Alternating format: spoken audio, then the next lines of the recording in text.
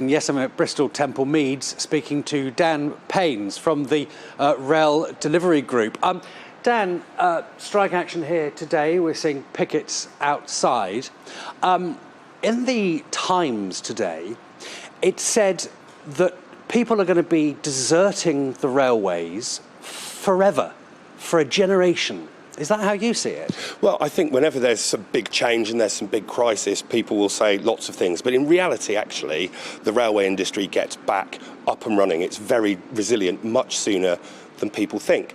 That said, certainly the climate has changed from a railway industry perspective. People are travelling less and less for work, and they are having now to choose to travel by train. So I can certainly see the argument that growth as we come out of the pandemic is something that's going to be halted by these strikes until people can see that we're able to run a service that is consistent, which is why we want to get to a point where we can offer colleagues a pay rise that they're looking for, balance that with a sensible set of reforms to bring the railway industry up to date, and at the same time make sure that we don't take any more than our fair share of the taxpayers' money.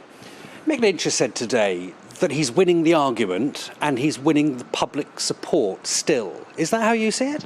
Well, I'm not going to get into a tit for tat for this. Actually, the long and the short of it is the only way that these disputes will be resolved is by getting a sensible agreement from everybody. And that's what we're focused on. We want to get these strikes out of the way, and we want to get back round to the table and moving things forward.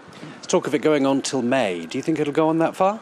Well, who knows? It's down to the RMT and the other unions in terms of how they approach the next stage of this. We've got a 8% offer to RMT colleagues on the table at the moment that the RMT has rejected out of hand. We'd like to see them share that with their members and get a sensible view from their membership and our colleagues in terms of how they want to take this forward, really.